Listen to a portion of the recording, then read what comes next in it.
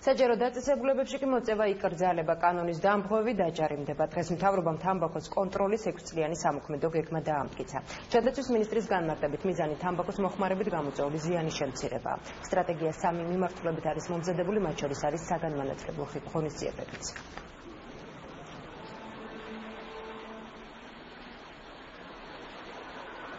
ზაფხულში უკვე მიღებული იქნა სტრატეგია და ეხლა დღეს დამტკიცა უკვე კონკრეტული სამოქმედო გეგმა, სადაც უკვე დელეგირებული იქნება კონკრეტული ფუნქციები, ადმინისტრირების, კანონშემოქმედების და ასე შემდეგ და ეს არის ხანგრძლივი სტრატეგია უახლოესი წლების. შეგახსენებთ, რომ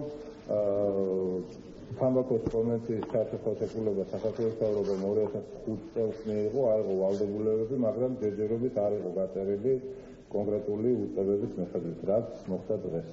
ეს სამოქმედო გეგმა გულისხმობს ძალიან ბევრ მიმართულებას, აქ არის დიდი საგანმანათლებლო მუშაობის გაჩაღება ქვეყანაში, თამბაქოს საწინააღმდეგო დიდი მოძრაობის ქვეყანაში განვითარება, აქ არის ლაპარაკი თამბაქოს რეკლამირების აკრძალვაზე, აქ არის თამბაქოს მოწევის შეზღუდვა საჯარო დაწესებულებებში, თამბაქოს მოწევის შეზღუდვა სამასპინძლო დაწესებულებებში, აქ არის ლაპარაკი თამბაქოსზე აქციზის თანდათანობით ზრდაზე ამ 5 წლის განმავლობაში.